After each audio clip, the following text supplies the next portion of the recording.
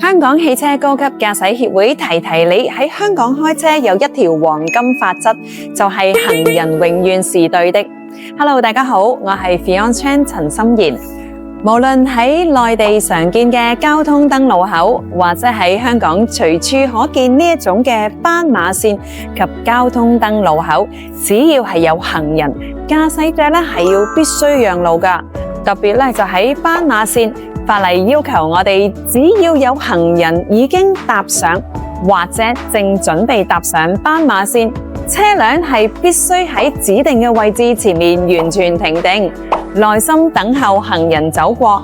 即使行人距離你嘅車仲有好幾個身位，都絕對唔能夠加速衝過。